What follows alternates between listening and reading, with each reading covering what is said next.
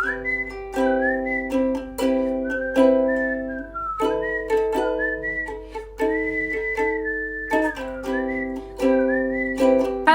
besties!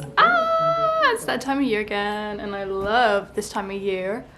I am gonna tell you exactly the same shit I told you last year about how to manifest, for lack of a better word, your dream life, and basically how I just achieve shit throughout the year. This year especially has been a very high achievement rate for me, and I will get into how, but I want this to be a short, quick video so you can get motivated and inspired and walk away from this and go do the shit that I'm gonna tell you to do. So let's get straight fucking into it. First of all, none of you are gonna be fucking surprised by this, but vision boards, Pinterest boards, all that shit.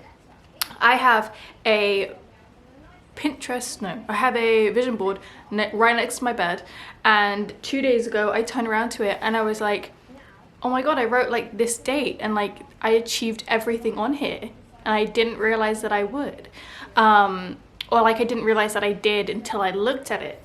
And I also have another one that I don't look at so often. It's more of a general one than a specific one, which also I have achieved a lot from. And I just think having these around me in my room inspires me, yes, but also like having them on Pinterest, having them on Canva, which is where I make them, and I highly recommend, I fucking love Canva, just puts me in the mood of like achievement. And also a lot of the things I put on there were not in my control and still I achieved them, and that is something also I'll get into. But 100%, if that's the first thing you're gonna do for the new year, do it. Like seriously, that's the best way to start because it makes you so inspired.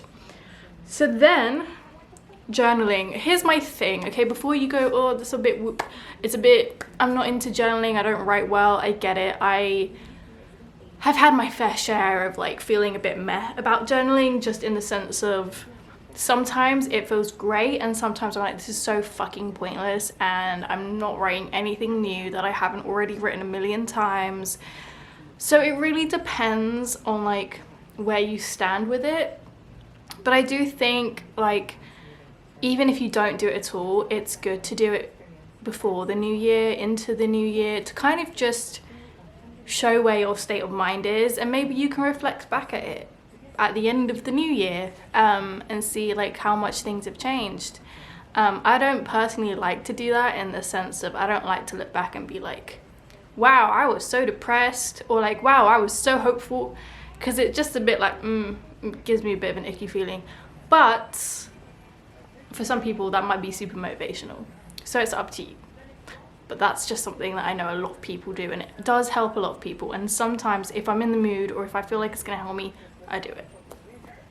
So here's another one that I do talk about. Again, it's very woo-woo for some people, but I do believe that it works, so everyone can leave me alone. But I use subliminals, so that's basically like videos on YouTube that you can play in the background at like minimal sound, and they basically have subliminal messaging in them. And the ones that I use, like verified people who make these, so you know I know what I'm listening to, but they also usually put all the information of what they've put into the subliminal messaging into the description. And what I love about subliminals is that they can get so fucking specific. Like I remember literally, I still use them every day, so I'm trying to think of a more recent one. There is things like, from being like a successful tarot reader to, I don't know, to traveling to certain places, like everything on there is so specific. You just have to search it, like moving abroad subliminal, like shit like that. And I do partially believe, okay, that it is in my mind a bit, like it is a bit of a, what's the word, where it like, it looks like it works but it doesn't work, but because you think it works, it works. Placebo effect. It is a little bit of a placebo, but that's fine because it's harmless. So it's like, as long as I'm motivating myself and my brain thinks one thing and that thing is true, then I'm fine. So I highly recommend. I used to make them, so you can go look at mine. People still love those. I don't know if I should make more, but anyways. Okay, and now we get into the more personal, physical kind of shit that I want you guys to really fucking do. And this is where I kind of describe how I do shit. The first one is the biggest one, and it's acting as well as dreaming. And I don't mean pretending, I mean like taking action. So I think like the best way to describe this is earlier this year, so literally January, I was still in a 3-year-long toxic, abusive relationship. And in February, I finally got the balls to fucking leave. And ever since doing that, my life has been fucking amazing for the most part. Like, it's always going to be up and down, but for the most part, I am literally the happiest person on the planet. I have the best boyfriend in the world. I have traveled so much. I have achieved success in my careers. Yes, multiple. I earn good money. My family are healthy and alive. You know, just like the bare fucking minimum, but also the things that I have wanted to achieve. And I don't think, in all honesty, I do not think that any of that or most of that would have happened had I not left what was literally holding me back. And in general, I just wouldn't have been happy. So this is your sign to leave that relationship, leave that situationship, leave those people behind, leave those friends behind if they are fucking arseholes and toxic and abusive. Leave that shit behind. That one big action, as hard as it fucking is, which I know it is, will change your life. And I don't want you to like do it and then think, oh, the next day I'm gonna be the happiest person on the planet. No, it's a fucking process. It just takes fucking time. But it also links into my next thing, which is positive self-talk. If you leave, the amount of times I left this man and I was like, I'm miserable, I'm not happy, I love him so much, I want him back. The reason that I wasn't happy when I left was because my brain was thinking those things. Had I turned around and been like what I did in February, which was, as much as I care about this person, they are so fucking unhealthy for me and I need to put myself first. And that might make me miserable for a bit, but also in the long run, it might make me the happiest person on the planet, and I've just got to give myself that chance at life.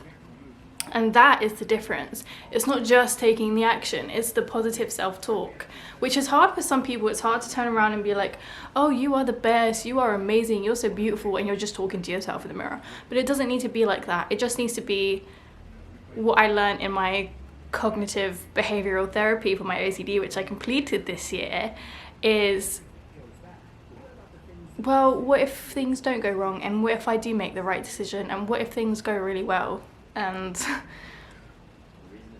what if I give myself a chance, things like that. And it's, again, I know it's so much easier said than done. I know it is. But I'm going to be honest and say that that's the only thing that I think really works. Like, everything else is amazing and like helps, but I think this works. Like the action and the self-talk together. And then I've also put therapy, and I know this is not available to everyone, and that's fine. I know I don't want to be like, you should be in therapy, you have no excuse, because it's not affordable for most people. But if you do have the opportunity, I say go for it, because it has changed my life. Both free therapy and paid private therapy have been so helpful to me this year. Yes, I was in both. But I just think I'd be a very different person without therapy. And I think most people who go to therapy do feel that way. I will say other things that I am doing. I am creating Notion pages. I am watching really positive videos of like things I aspire to. I have loads of self-care journals, diaries, that kind of stuff that I am filling in and out, and look out for a giveaway with one of them, which I'm so excited about. And I have loads of to-do lists, and like I do loads of clean outs. Like, clean outs is a really big one for me, just not physically but digitally and emotionally. I just clean everything out. I get rid of the old and with the new kind of thing. I make space basically for what new can come into my life. And there are loads of like aesthetic ways to do that, because I know a lot of people care about that. And I almost wanted to make a video about that, but then I was like, yeah, but at the same time, this is a very non-aesthetic thing. So I guess Pinterest boards, journals, diaries, self-care, like guided ones, like they give you questions about yourself and shit. Envisioning that life that you want, and watching videos are similar to what you want to achieve. So you get it into your subconscious, subliminals. But yes, also taking that action in therapy and positive self-talk. And you don't need to do all of this, but this is what I do to really go into the new year and feel like, okay, I've got my shit together at least a little bit to start this new journey. So I hope you guys enjoyed this video. I did a bit of a more in-depth one like this, I think last year, maybe the year before probably, which you can go and watch that too. But I love you guys so much, and I will see you in my next video. Thank you, bye.